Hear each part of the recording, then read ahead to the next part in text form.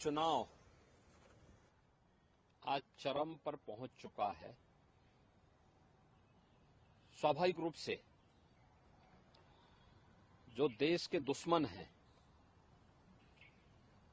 वे चुनाव के दौरान मोदी जी के पक्ष में जो माहौल है, इस माहौल को खराब करने का भरसक प्रयास करेंगे। कुछ चीजें हैं जो देखने लायक हैं और जिसको पूरे देश के लोगों को वास्तव में समझना चाहिए कि कैसे पाकिस्तान से राहुल गांधी को प्रोजेक्ट करने का प्रयास कर रहा है। ये चीजें दिखती हैं कि पाकिस्तान सरकार का पूर्व मंत्री जो बेशर्मी के साथ पुलवामा की घटना का समर्थन करता है, वह व्यक्ति राहुल गांधी को सपोर्ट कर रहा हो, राहुल गांधी को लेकर के प्रफुल्लित हो रहा हो, ये चीजें दिखाती हैं कि कांग्रेस का हाथ देश के दुश्मनों का साथ। यानी चीजें दिखती हैं कि मोदी जी जीतेंगे तो भारत में दीपावली होगी, लेकिन अगर कांग्रेस कहीं पे सफलता प्राप्त कर रही है तो पाकिस्तान उससे प्रफुल्लित हो रहा है। देश की जनता को इन बयानों से अवेयर होना चाहिए और समझना चाहिए कि इसके पीछे भारत विरोधी ताकतों की मंशाएं क्या हैं भारत के प्रति। हम कह सकते हैं कि पूर्व में कांग्रेस का चूंकि बहुत अलगाववादी शक्तियों से, या हम कह सकते हैं कुछ ना कुछ समर्थन उनको कहीं ना कहीं से रहा, इसी वजह से आज पाकिस्तान से इस तरीके के बयान आए। क्योंकि पूर्व में देखिए कांग्रेस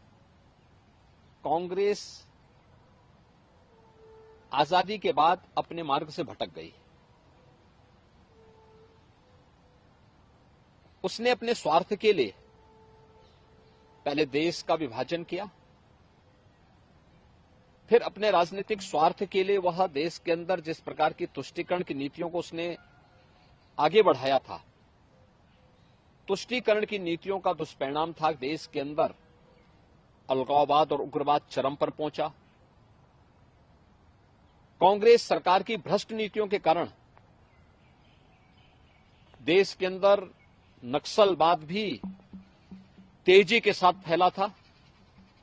वह तो मोदी जी पिछले 10 वर्ष के अंदर जो उन्होंने कार्य किए हैं, उसके कारण आतंकवाद, नक्सलवाद और उग्रवाद को नियंत्रित किया जा सका है।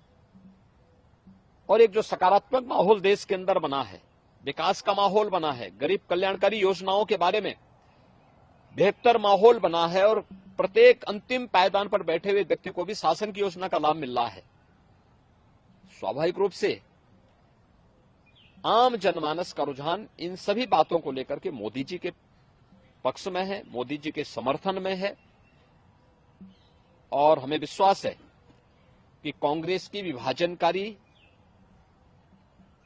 तुष्टीकरण की नीतियों से देश की जनता कांग्रेस और इंडी गठबंधन को जोरदार जवाब देकर के उनकी मंशाओं पर पानी फेरने का काम करेगी और मोदी जी के नेतृत्व में भारतीय जनता पार्टी और एनडीए प्रचंड बहुमत के साथ फिर से देश के अंदर सरकार बनाएगी।